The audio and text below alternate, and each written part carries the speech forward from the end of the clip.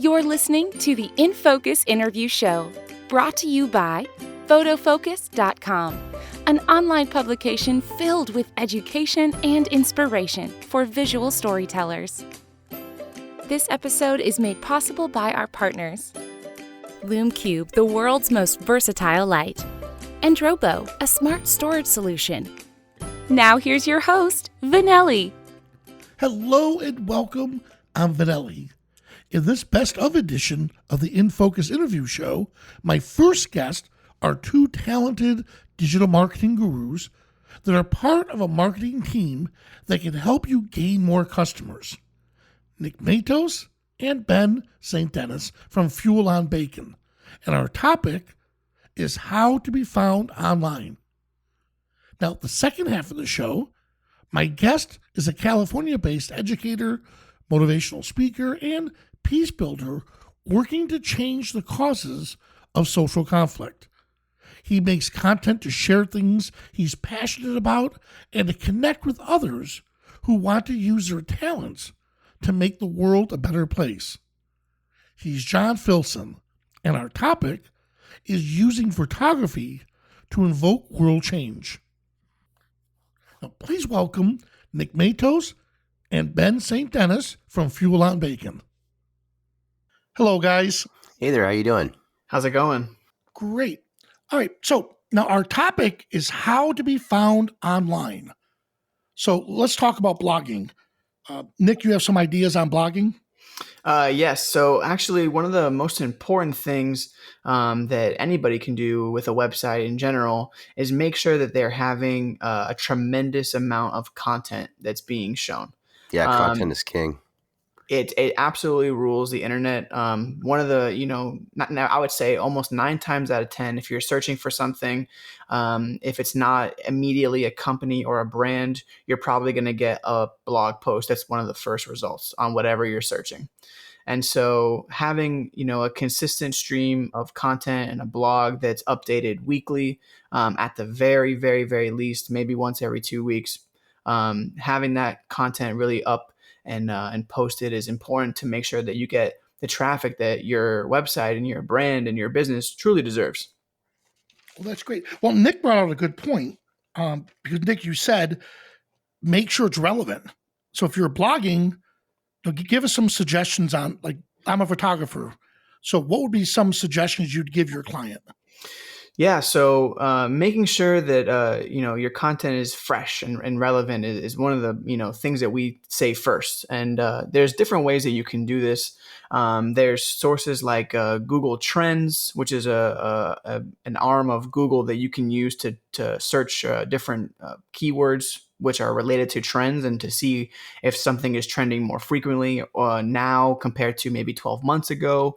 In regards to photography, you could look for nuances in that field and see what's trending more or what's trending less. That way, you know what you can post about that might get more hits or might get less hits. And that's an interesting way of generating your content because, similarly in fashion, things that are old do come back. And the same is true for a lot of strategy in other industries as well. And so a potential blog topic that maybe was working and popular 10 years ago, it might be coming back now. And you might actually get a lot of good hits on it now because it could be seen as like a vintage strategy or something. And, those kind of quirks are something that's related to content, but it's actually really relevant and actually something that people do. And it actually gets a lot of good traffic for a lot of websites. So there's also other ways of doing this. Google gives you a lot of great suggested searches and search, topics and phrases every time you search for something on the bottom of the page. And so looking for, if you were to Google search photography, I'm sure that at the bottom you might be able to get some good topics that you could probably talk about. Those are going to be your ones that are the most relevant. Those are going to be your ones that are being most searched at this immediate point in time because Google is trying to make sure that they're giving you relevant content as well. So that's a kind of a good way of using, these free tools that we have on our side to make sure that our content is as fresh as possible. Also, now, Ben, you were talking about some tools, specific tools for this. What would you recommend for blogging? Yeah, I was actually going to go back a little bit. Also, thinking creatively about the topics you're covering and the niches you want to cover. Like, obviously, photography is a broad subject, but wedding photography, and then drilling down into that even further into something that's more conversational as a topic. 10 mistakes you don't want to make hiring a wedding photographer. Great locations in whatever area that you're operating in for a wedding venue. Like, even just hitting other aspects of the same industry that you provide a service for. Oh, that sounds great. Yeah, but in terms of tools, Matos mentioned the Google side of it. So we will actually get into that a little bit here because researching keywords and topics is a huge part of it. And so when you do find a good topic with some search relevancy, some search frequency, you can actually see how many times that search has been done monthly based on region or, nationally or however you'd like to target it. And you can find those topics, and then you can kind of create content around that topic and use those keywords in your post that will bring your post up in the search query for that. Gotcha. So yes, just by putting in keywords doesn't mean it's going to be seen if your article has nothing to do with those keywords. Right. You have to have it be contextually on the same topic. Gotcha. So that's blogging. Now, by the way, for blogging, a photographer knows nothing about web development or web design.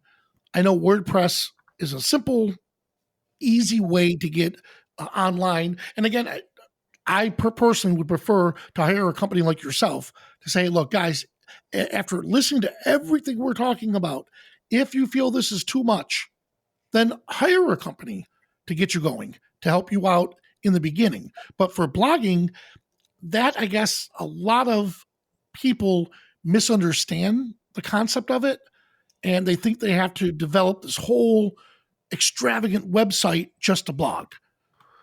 Right. Yeah, absolutely. I mean, and WordPress too. That's a sea of possibilities there. You can get very lost in plugins and builders and all these different add-ons that can be included in that.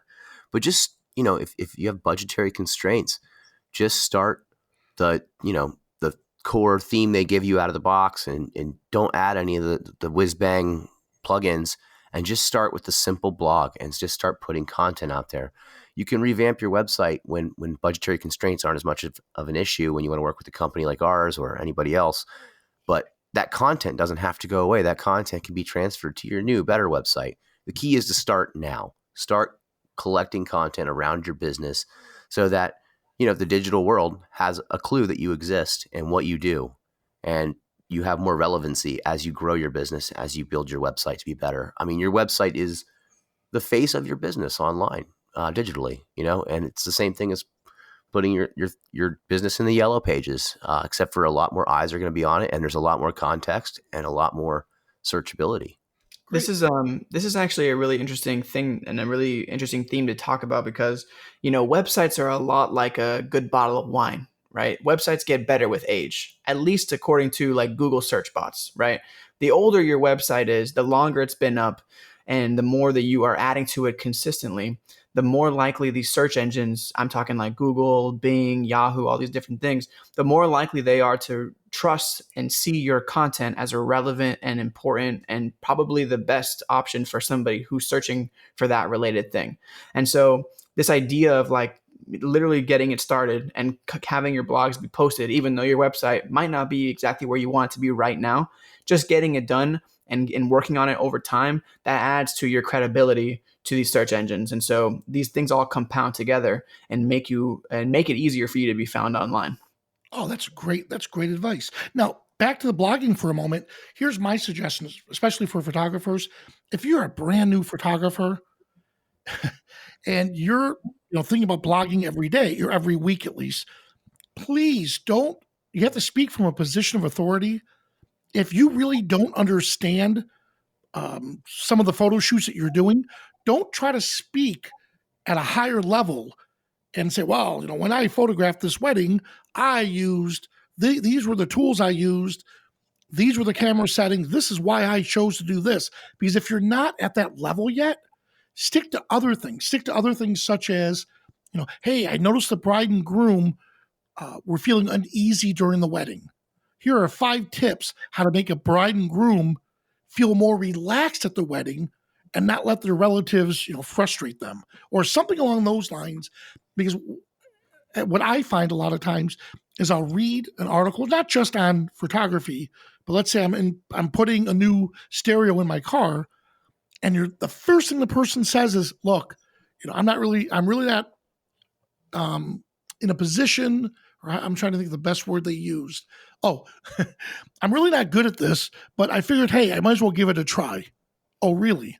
So you're not really good at this, but you're going to give it a try." "Yeah, next, I'll go to the next one." So speak not from a position of authority, but maybe if you're a new photographer, maybe talk about, "Hey, I found this really cool spot to photograph a wedding." And like what you guys said, which I like, is content is king. So when somebody types in, "I need a wedding photographer in Melbourne, Florida," and you wrote a blog posting about taking a photo in this area in Melbourne, Florida, your name jumps up to the list. Yeah. I wanted to say too that kind of piggybacks on the thought of writing content that's conversational in tone. Like, who is your target audience? As a photographer, if you're talking about your gear and camera settings and things of that nature, then your target audience is other photographers, not people looking for photographers. But if you're talking about how to make the wedding experience the best experience possible, or, how to do a modeling shoot on a budget, right? Topics that matter to the people who are actually potentially going to hire you. That's the market you're trying to hit, and that's the search that you want to be found for. You don't necessarily want to be found for, a camera lens forum. You know what I mean? Exactly. That might not be as exciting. Right. And truly what it comes down to is just being honest, right? Like, regardless of where you're at in your profession, regardless of, where you want to be, even, there's somebody who's at the same level that you are right now.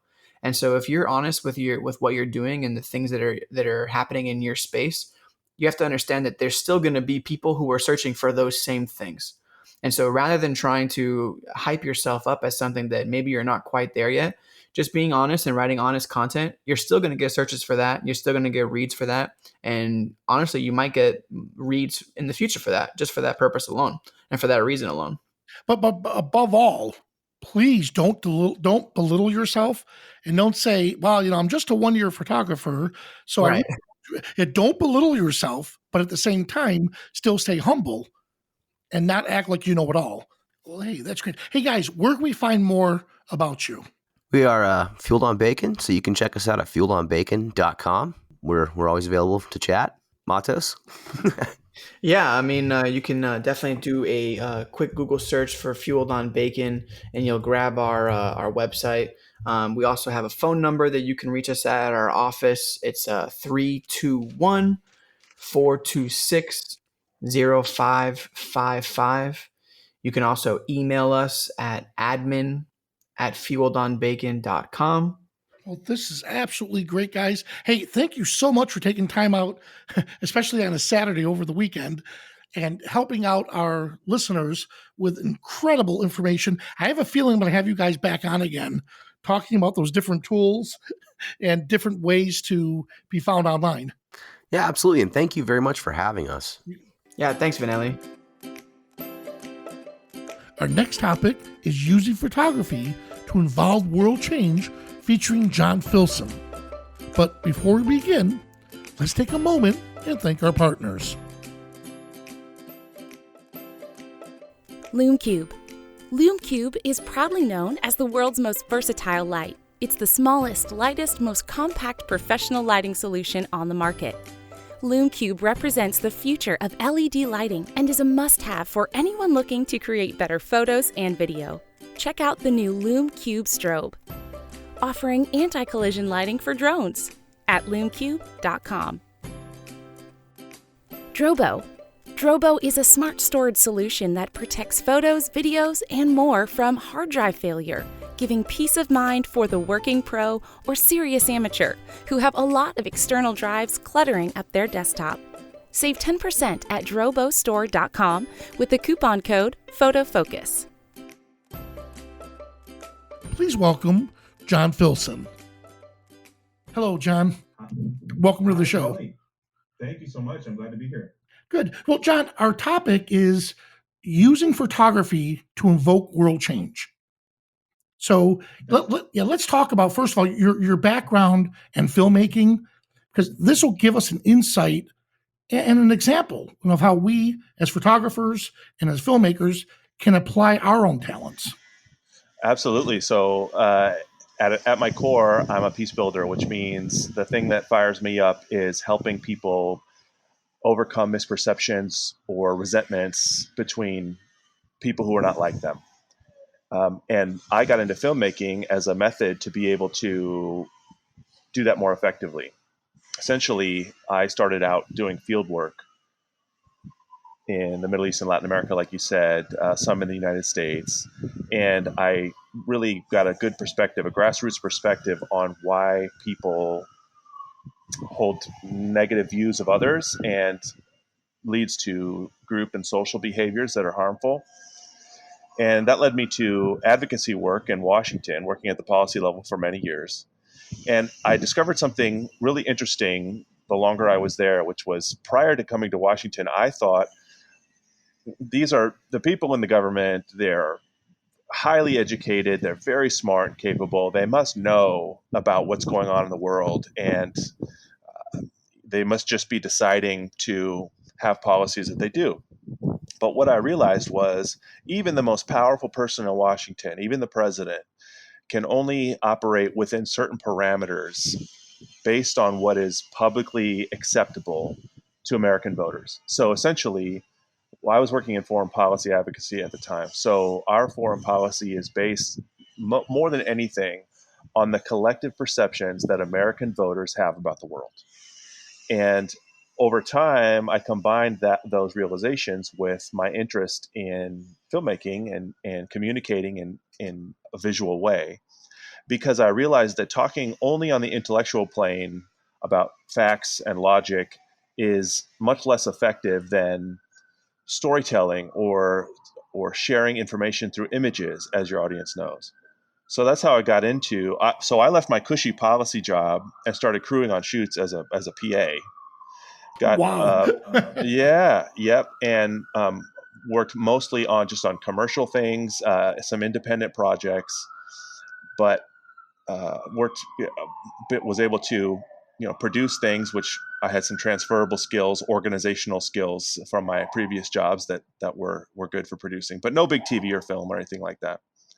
And I'm still very much a novice in all of those things, but I understand the process, having done it for a few years now. And so my goal then is to make content and help others make content that communicates themes that are universal to the human experience, much like your audience does, in a way that can help people bridge social divides. Well, that's great. Well, John, what I took from what you just said was here you have a passion for something, and you said you're self-proclaimed, you're not a pro, you're not an expert at it, but you jumped in and you had no problem being a PA, a production assistant, and you learned. And I'm sure you learned a ton of stuff while you were on set, and that added to your background in filmmaking. So it's not for people who say, well, I have no talent whatsoever, in filmmaking. Well, how can I do this? Well, here's proof.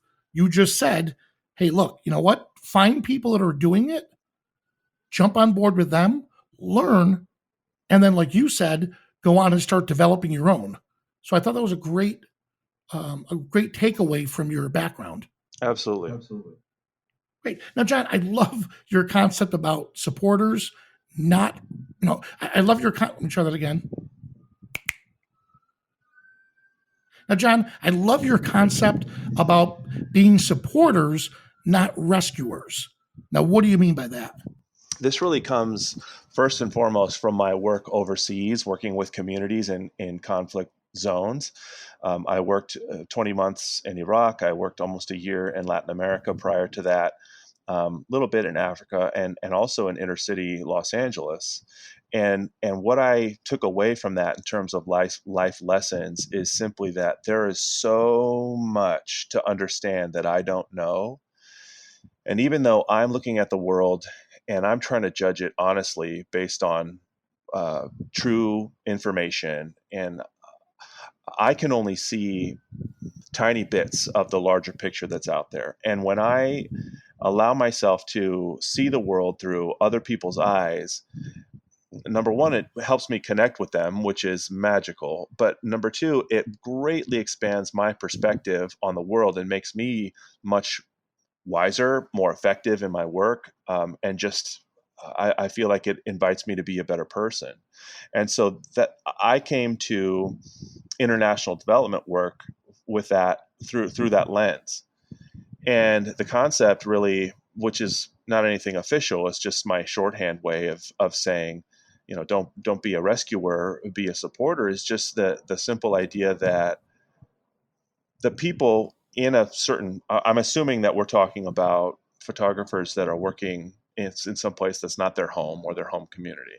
Yeah, or even photographers that love to take these trips. Like I'm here in Florida, and Cuba was a huge spot for local photographers to want to go. And I like what you're saying. Instead of supporting, they looked into that as, well, I'm going to rescue these people.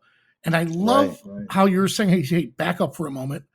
Be a supporter, not a rescuer. Right. And it's a funny balance because we are, so I'm white, I'm 40, I'm from California. I've never been hungry. I do have power that a lot of people in places I might go don't have. My passport, I can travel almost anywhere I want to. I have the means to do that. They don't. So I do have power. It's about understanding what to do with that in relation to interacting with others. And so it's a mindset shift that gets myself out of the mindset of I'm smart and capable, and the people who I may be interacting with on the street in a place, in a less rich country, appear less educated or or poorer or whatever. And so automatically I'm thinking that they need my help, not the other way around. And what I would like to do is put forward the idea that actually they have so much that I need just personally, but especially professionally, if I'm trying to do good work and create a good product in their home. Oh, I love that. It's funny you're saying about the people seeing it from a different perspective. Well, as you know, being here in Florida, we had those major hurricanes coming through, and where we are in Melbourne, the Indians came here because it was the harbor city. It was a safe area. In fact, NASA built Kennedy Space Center here because, thank God, typically we don't get hit with a hurricane straight on. We've had some bad ones, but nothing like Homestead or some of the other ones. Well, I saw on Facebook, somebody actually wrote, you people in Florida are stupid. Why wouldn't you just leave? Just get out of there if a hurricane is coming. And I'm sitting here thinking, okay, I know I could do it financially. I can hop in a car, go somewhere, stay in a hotel. But I know a lot of people who can't do that financially. They don't have anywhere else to go. They have to stay here. So I like your perspective on saying, learn to look through other people's eyes instead of throwing your, preconceived notions on them. Absolutely. So now let me ask you a question. So let's say I go to Cozumel or the Bahamas, and I had one friend whose philosophy was, don't make them a beggar society. Don't give them money just for the sake of giving them money. Maybe instead give them supplies, maybe water, maybe a hat, maybe a jacket or something, like wear a jacket with you. You see a kid doing some cool things and you're going to give the jacket away, take the jacket off, give it to the child, or the adult or so on. What's your concept? What's your philosophy on that? Well, I'd be interested in knowing what people are motivated by when they are thinking of doing that? Is it trying to be a kind person in the moment when you're interacting, or what is it you're trying to accomplish? Or is it just how to be able to respond when maybe people approach you on the street, maybe young kids, or asking for money, or anything like that? It is awkward and uncomfortable, and you don't necessarily know what to do. It's that way in the United States too. I would say money is better than nothing. Supplies are maybe a little bit better than money, but what's much better than either of those is thinking ahead a little bit and doing a little planning about how can your skills and talents benefit the people where you're working in more substantial ways. So if we're talking about photography, when you're scheduling a shoot, I think it starts with who your local contacts are and fixers. If you're well connected to people that are respected in their own community and understand and can be a very good quality guide for you, not just about logistics, about getting around and getting your shoot done, but about what's going on in the context. What do people need? There's a lot of things that you can plan ahead of time that can be empowering to people beyond just a quick interaction on the street. For example, you could organize a photography class. People aren't going to have the same equipment as you, but you can talk about basic principles of lighting or composition or the artistic nature of it. Or if you, like I said, if you are connected to local people or organizations, maybe they know of projects or service work that local people are doing that's inclusive of people and not creating more divisions, that could benefit from you yourself doing some photography work for them for free or for a severely discounted rate. How can your work support what they're doing long after you leave? These are just a couple of ideas. Oh, I love that. And I like your whole concept on, how is this going to affect them after you leave? 'Cause Right. most people, they do it for the split moment and then they move on. Right, exactly. And again, from an international development perspective, if you were to study international development, which is basically how do you help tackle global poverty and the systemic causes of chronic poverty, a best practice or principle is local ownership, and really not swooping in, or they say parachuting in with all the answers and resources, and then as soon as your funder's interests change, or you are unable to go to a place, not only can people not do the project, but you've sort of gotten everybody going and expecting something, which involves having difficult conversations and getting people organized. I guess what I'm trying to say is there's a cost to people receiving you and working with you. And if you don't show up or suddenly stop, it creates negative disruptions. And so in international development, you say, the best projects are ideas that people are already working on, even without you, things that are already successful, and like I said, inclusive of different groups of people based on their identities, not excluding somebody because of their religion or their ethnicity or something like that. And obviously organizations that are capable and responsible in doing good work. And then your job is to listen to what they need and see if there's anything in your skills or resources or just your time that you can do to be supportive of what they're doing and help them do what they're already doing even better, according to what they express would make that possible.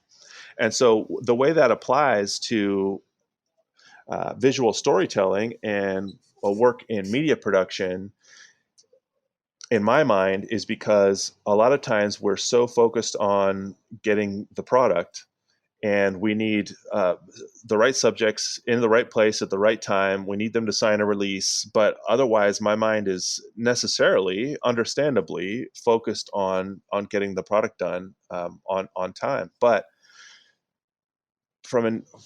when I sort of moved into filmmaking from international development, I was asking myself, there's a lot of overlap here. How can the subjects not just be passive objects in your project, but how can what you're doing empower them to tell their own stories? And how can the way you operate on the ground during the shoot be empowering to them as well? So I think it's a matter of asking a different set of questions and maybe having more advanced conversations with local partners rather than just quickly zooming in, trying to get the best shot, and zooming out. Now, I would just add to that I think that's the right thing to do as people, and I think your listeners know that. But in case anybody needs any additional incentive, I think it's also much more beneficial to the quality of your product. People know what the interesting things are that are happening. They can tell you where the best people or stories or things are or the best opportunities are to capture some really great stuff. And if you are just focused on the technical aspects or the logistics or getting in and out on schedule, you might miss those things. Now, John, this has been extremely informative and very motivational. Now, where can people learn more about you? I have a Facebook page at Filson Peace, F like Frank, ILSONPEACE, at Filson Peace. That's what I have now currently. I have a YouTube channel also. It's under my name, John Filson. It's for now. It's a lot of the same stuff. I have content there about basic concepts in peace studies for people that want to learn more about what peace building is and some of its basic concepts. I've actually more recently struck up conversations, speaking about how can you use what you have and what you're talented in to, benefit others. Being stuck in Iraq without other expats around was really wonderful and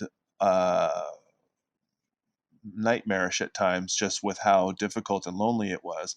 But one positive result was I learned Iraqi Arabic really well, and Iraqis are continually impressed with my pronunciation. So I've made a lot of videos recently talking with them about issues of cultural differences and perceptions and misperceptions between our cultures, and so there's a lot of that content on there too. And I always put subtitles so anybody can access them. But so that's a place to learn more about me and my background. Of course, I'm on LinkedIn also at John Filson. Hopefully, you can find more of my work and information about me in the future. That is great. And John, I can't thank you enough for taking time out of your schedule today and sharing your talents with us. Well, I appreciate the invitation, and I love what you're doing. And I hope this topic is helpful to people. And I just really appreciate you and the work that you're doing in this space for all of your listeners and for me. I feel like everybody I meet who's doing good work, I learn so much from. So thank you for that. You are listening to the InFocus Interview Show. If you like these interviews, be sure to subscribe to our weekly Photo Focus podcast on photofocus.com. Thank you for joining us.